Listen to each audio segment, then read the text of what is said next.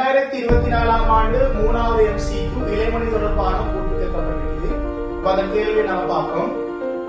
இலைமணியில் என்று சொல்லி கேட்டுட்டு வலாவிட சொல்றாங்க, மென்சோகளுக்கு இடையிலான இடைவெளி ஒரு DNA மூலக்கூறு காணப்படும் சொல்றாங்க.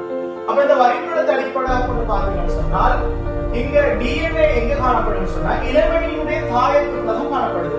ஆனா அவங்க என்ன சொல்றாங்கன்னா மென்சோகளுக்கு இடையிலான இடைவெளியில காணப்படும் சொல்றாங்க.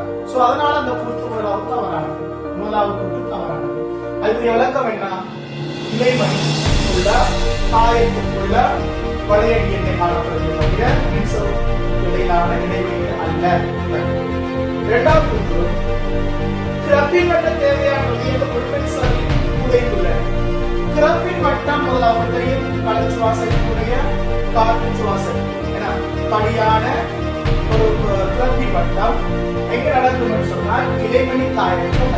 அப்ப இலைமணி தாயத்துக்குள்ள கிரப்ஸ் மட்டம் நடக்கும் சொன்னா கிரப்ஸ் மட்டத்துக்கு பல பேர்கள் சொல்லலாம் PCA மட்டம் அல்லது சிற்றிடமில மட்டம் சொல்லலாம். அப்ப அது இலைமணி தாயத்துக்குள்ள நடக்கும் சொன்னா அதுக்கு தேவையான இலைமணி தாயத்துக்குள்ள காணப்படும்.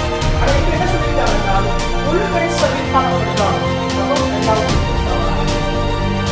மூணாவது கூற்று சொல்றாங்க, எம்பரஸ் ரைபோசோம்களும் போஸ்பேட் சிறுமணிகளும் தாயத்துக்குள்ள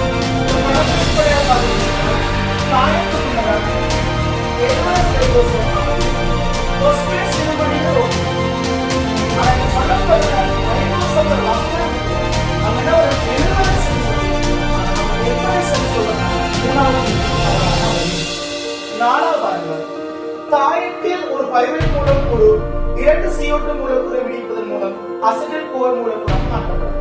அப்ப தாயத்தில் ஒரு பைரேட் மூலக்கூறு ஒரு அசைடலாக மாறும்போது ஒரு CO2 மூலக்கூறு தான் விடுவிக்கப்படும். ஆனா இங்க 2 CO2 ஒரு CO2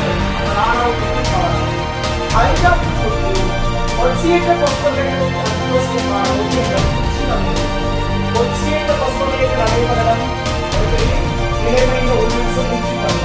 அவங்களோட உச்சிக்காலையில நடக்கிறதுனால ஒட்சியேற்ற பாஸ்போரேட் முதல் அங்கதான் காரணம். அது மட்டும் இல்லை, இலக்கண கணக்கு சமீபம் புரதங்களுக்கும் அதோட முக்கியம்